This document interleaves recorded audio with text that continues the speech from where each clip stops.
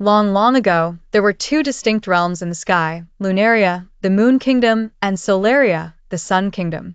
In Lunaria lived an extraordinarily beautiful princess named Lunara. Her hair was like the azure sky, and her eyes shimmered with the light of stars. Lunara was serene, wise, and skilled in magic. She would descend into the dreams of Earth's children to remove nightmares and bring peace. However, a shadow of a dark future was looming over her kingdom. In Solaria lived Prince Solian, the King of Flames. He was brave and powerful, but his heart was harsh.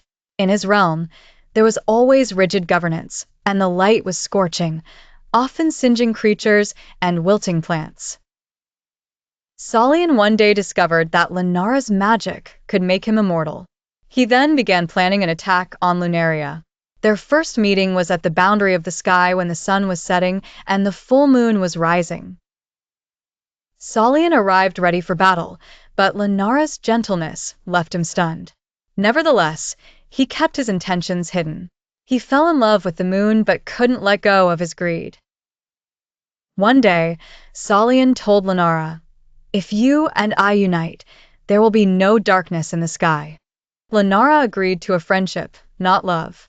But Solian, through a spell-laden kiss, transferred her powers to the Sun Kingdom.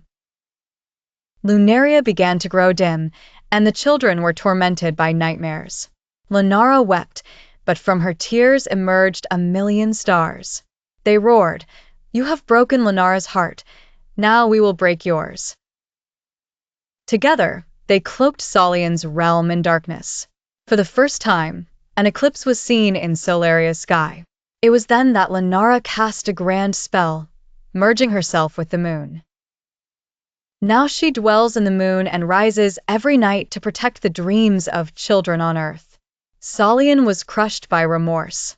He watches the moon from a distant corner of the sky, knowing that even as he rises each morning, the moon is no longer his and never will be.